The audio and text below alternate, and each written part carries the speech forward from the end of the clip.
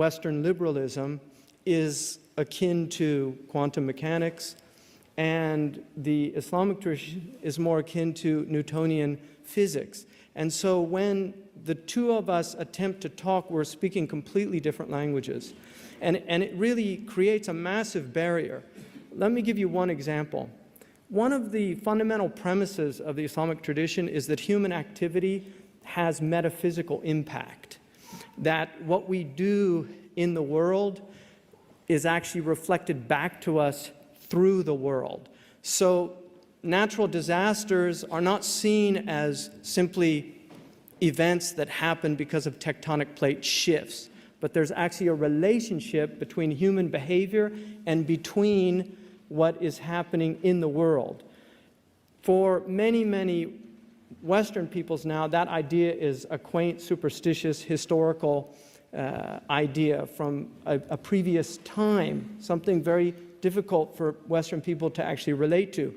One of the problems with that idea, however, and I do put this caveat, is that many Muslims will use that as a way of pointing the finger at people and saying, this is why it's happening.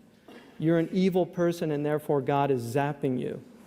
That is also a major problem because there's nothing in the Islamic tradition that permits one to do that, because it is arrogating to oneself the judgment of God, and that's simply not in the realm of a human being to do. And so that's a very important point.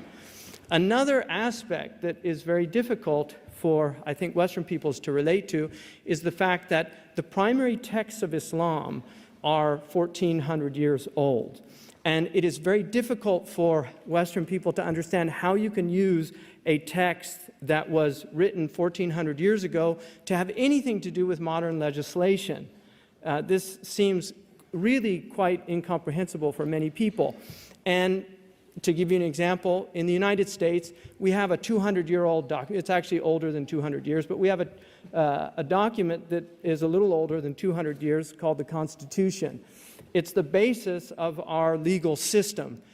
In the arguments that we have in the United States of America, we have arguments around what they call strict construction and loose construction, how we interpret the Constitution, originalism versus a living Constitution, the idea of what's called textualism in our tradition, intentionalism. What's the intent of the framers when they said these things?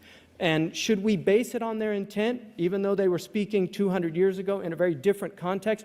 Or is it a living Constitution that can be reinterpreted based on the changes of time?